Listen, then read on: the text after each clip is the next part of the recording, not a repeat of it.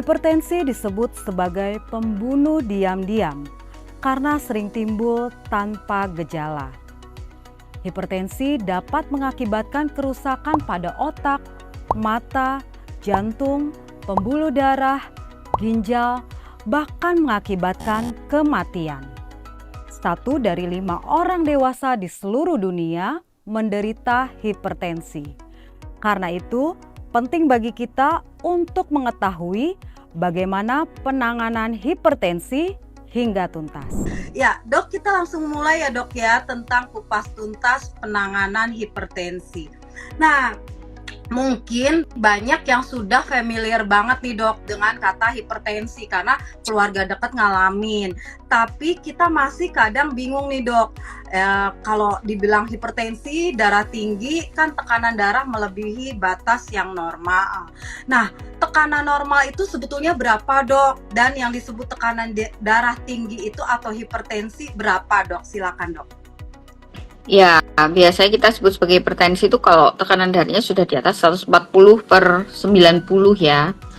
Tapi untuk menyebut seseorang hipertensi pun ada beberapa hal yang harus kita lakukan. Jadi kayak misalnya pengukurannya tuh harus benar dulu, terus pasiennya harus dalam posisi istirahat, kayak mansetnya masangnya juga harus sesuai. Kadang kan pasien habis lari-lari nih, misalnya kayak di poli, lari-lari dari parkiran datang langsung duduk di tensi, udah pasti tensinya naik kan gitu. Jadi untuk kriteria hipertensi itu maka kita harus melakukan cara pengukuran yang benar dulu sebelum kita memastikan pasien ini hipertensi gitu. Iya. Nah, gimana, Dok, untuk pengukurannya itu kira-kira harus berapa kali? Kalau pertama kali dia ngos-ngosan dicek tinggi, harus berapa kali dan bisa didiagnosa hipertensi itu bagaimana, Dok? Biasanya sih kita minta pasiennya istirahat dulu ya, istirahat paling enggak sekitar 10-15 menit, kemudian kita kan pakai tensi ya, ditaruh di sini ya, fossa kubiti itu di dekat sikus itu. Kemudian mansetnya itu dipasang pas paling enggak 80% ya melingkari lengan kita. Kemudian kita tekan itu, pastikan nggak ada yang bocor kan alatnya. Kemudian kalau memang ternyata kita sudah dengar, itu bisa diulang paling nggak 1-2 menit lagi gitu. Jadi benar-benar harus istirahat, pemasangan alatnya benar, posisi tangan sejajar jantung, baru nanti hasilnya bisa akurat. Harus pokoknya memenuhi persyaratan dulu sebelum ditensi, itu harus benar posisi pasien, terutama ya posisi kita nih. Kalau untuk duduk kakinya juga harus benar-benar napak di lantai ya, Dok, yang nggak gantung-gantung ya? Ya, lebih bagus kalau posisinya sejajar dan kakinya itu menapak ya. Nah, Dok, kan sekarang sudah banyak nih alat tensi juga yang digital. Nah, sebetulnya kalau alat tensi yang digital itu kan ada yang di sini juga pakai manset, tapi ada yang diuris, yang di pergelangan tangan.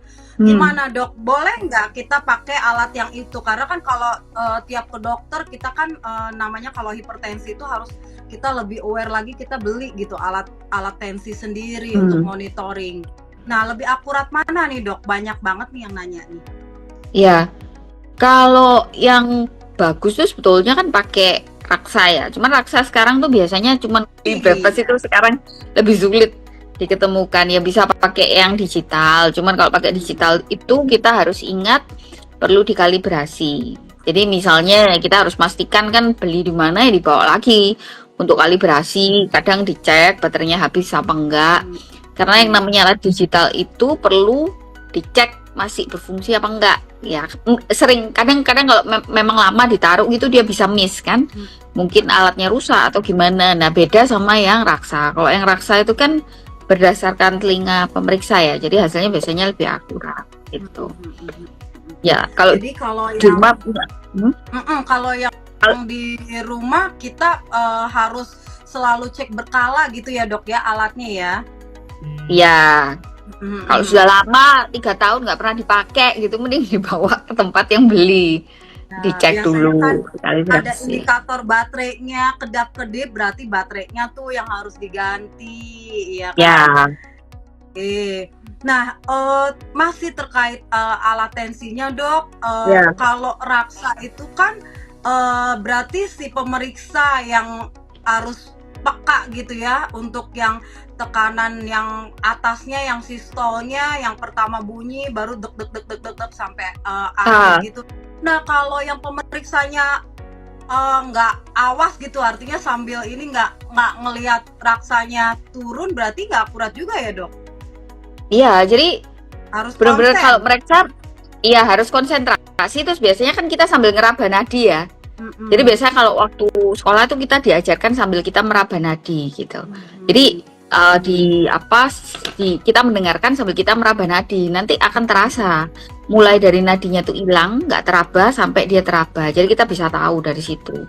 Karena kadang ada Mhm. pasien-pasien yang kan dengar itu pelan banget ya. Jadi kita berdasarkan Oh, patokan nadi nah gitu. Kayak misalnya pasien yang gemuk banget, itu kan agak sulit ya. oh, iya iya iya iya iya, oke.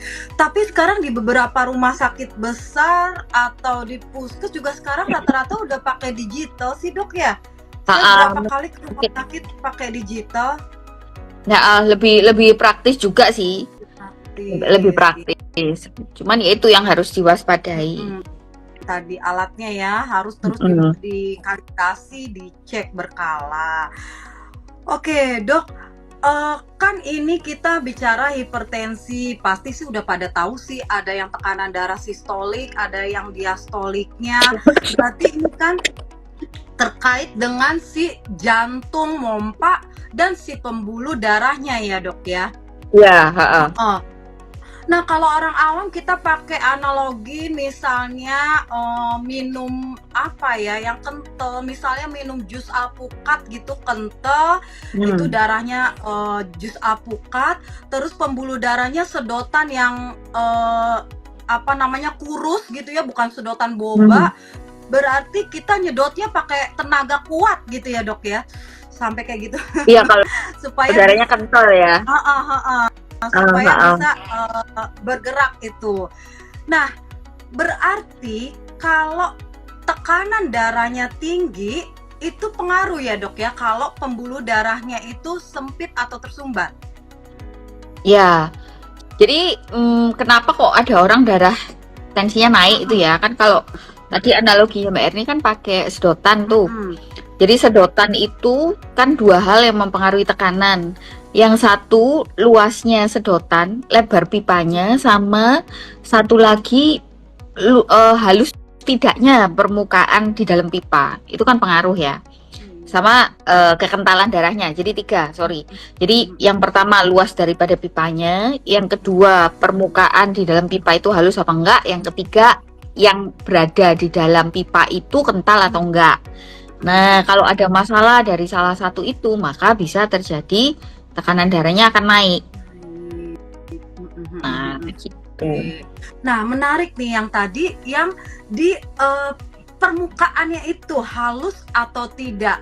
Berarti kalau nggak halus ada yang nempel-nempel gitu ya, Dok ya. Kalau kita kan sering dengar itu plak gitu ya, Dok ya. Ya. Nah, apa sih, Dok, yang bikin terjadinya permukaan dari si pembuluh darah itu tidak halus atau timbulnya si plak dalam pembuluh darah ini?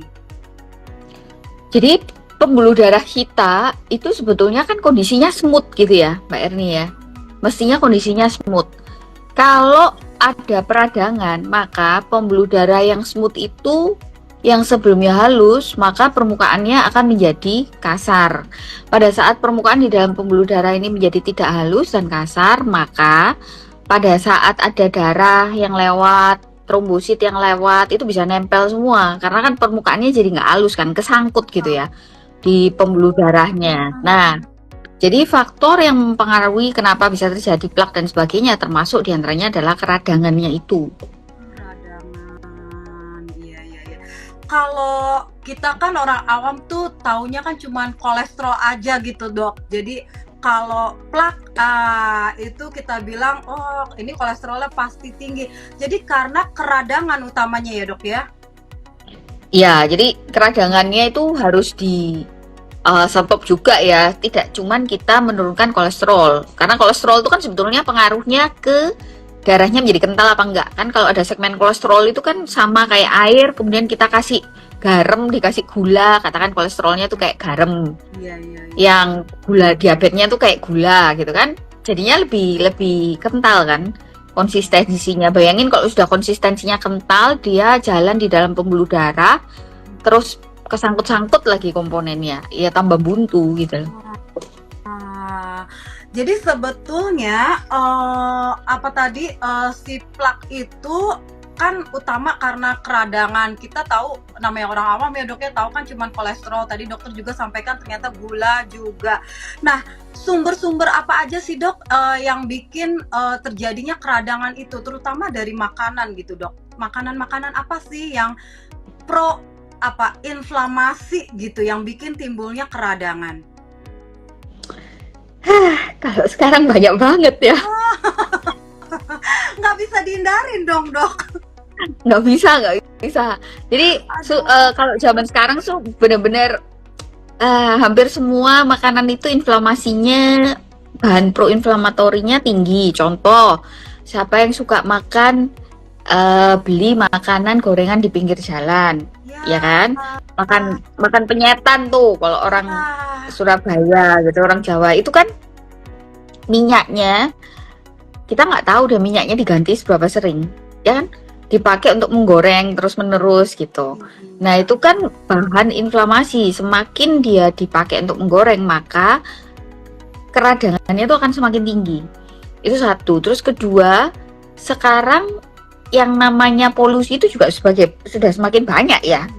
Kita jalan keluar aja mobil seberapa banyak kalau macet. Itu kan bahan keradangan juga. Ketiga, apapun yang kita pakai sekarang ini semuanya banyak bahan-bahan chemical, itu juga mengakibatkan keradangan. Jadi nggak cuma makanan. Jadi ibarat kata tuh sekarang kita hidup di dalam dunia yang banyak bahan yang bisa mengakibatkan keradangan gitu ya. Tapi kalau lingkungan kan kita nggak bisa stop lah ya. Tapi kalau makanan kita bisa pilih. Makanan tuh masih bisa kita pilih supaya tidak terlalu banyak peradangannya. Ya, menarik nih dok tadi. Minyak semakin dipakai itu semakin menimbulkan keradangan. Tapi kan kita suka banget dok yang namanya gorengan. Tadi gorengan di pinggir jalan, apalagi kalau panas-panas aduh susah banget dihindari. Tadi penyetan, kalau di Jakarta tuh pecel lele, pecel ayam gitu kan sama tuh ya. Terus apalagi sih yang digoreng-goreng ya, banyak banget yang kita suka digoreng-goreng atau sebenarnya kita sih nggak suka. Tapi ini nih tukang dagangnya kebanyakan jualan yang goreng-gorengan dok dibanding rebus-rebus, ya kan? Tukang jagung rebus mungkin kurang laku dibanding tukang gorengan. Nah dok, ngomongin yang tadi minyak goreng, berarti minyak nabati, minyak sawit gitu, berarti itu berbahaya ya dok ya, menimbulkan keradangan? Tergantung jenis cara masaknya, kemudian berapa lama kita gunakan minyak itu, jumlahnya seberapa, itu kan pengaruh ya. Kemudian tipe daripada alat yang kita pakai untuk masak itu sudah pasti pengaruh. Jadi katakan dia pakai minyak nih, tapi hanya untuk model masakan yang stir fry dikit, minyaknya sedikit, otomatis itu jauh lebih aman dibandingkan makanan yang deep fried. Atau misalnya kita makan makanan terus eman minyaknya, kita sayang nih minyaknya. Jadi minyaknya itu dipakai sampai warnanya berubah warna jadi gelap banget. Nah, itu kan pasti bilang pengaruh. Minyak jelantah ya dok ya, dibilangnya minyak jelantah. Saya nggak tahu ya Mbak Erin, kalau dulu kan, kalau orang-orang dulu tuh ya, maksudnya kayak nenek saya apa tuh bikin sambal, bikin lombok dan sebagainya tuh kasih minyak jelantah loh. Dimakan itu. Jadi kan sudah minyak yang warnanya kayak gitu tuh malah dipakai buat sambal. Jadi minyak jelantah. Kita makannya oke nih ya, kita makannya oke rebusan. Terus sambelnya pakai minyak jelantah. Aduh. Ya kita nggak sampai berpikir ke situ gitu ya. Artinya sebetulnya minyak nabati ini kalau cara masaknya, terus tadi jumlah pemakaiannya masih diperhatikan, sebetulnya sih semua sih yang nggak berlebihan sih nggak apa-apa ya dok ya. Tapi kan ternyata dari minyak-minyak itu kan kalau nggak salah memang dia mengandung omega 6 ya. Kalau omega 6 sama omega 3 di tubuh nggak seimbang, itu jadi bikin keradangan itu ya dok ya. Nah, jadi Ya, memang berarti sebetulnya minyak nabati itu kalau kita konsumsi masih boleh dok? sebetulnya boleh, tapi cara pengolahan tuh penting gitu. Misalnya kita pakai minyak terus kita menggoreng dalam waktu yang lama nih, katakan 1 jam. Minyaknya kebayang ya kalau kita makan di pinggir jalan kan orang goreng itu kan nggak terus dimatiin kan, penggorengannya jalan terus gitu kan. Habis itu berikutnya goreng untuk makanan berikutnya itu kan berapa lama digoreng. Iya. Nah, itu pasti pengaruh. Aduh. Ya pantesan ya orang-orang sekarang malah masih muda-muda sekarang semakin banyak yang tekanan darahnya itu di atas normal, tekanan darah tinggi. Tadi memang kita nggak bisa ngindarin ya karena kita hidup pada lingkungan yang kondisinya saat ini memang begini ya. Jadi itu kita harus lebih aware lagi, lebih waspada lagi. Mm, Nah dok, selain mm, mm. pembuluh darah, tadi kita udah ngomongin pembuluh darah yang ada plaknya, yang apa namanya permukaannya nggak rata. Terus tadi yang tukang mompanya si jantung. Nah, organ apa lagi nih dok yang berperan di dalam pengaturan tekanan darah selain si jantung dan si pembuluh darah?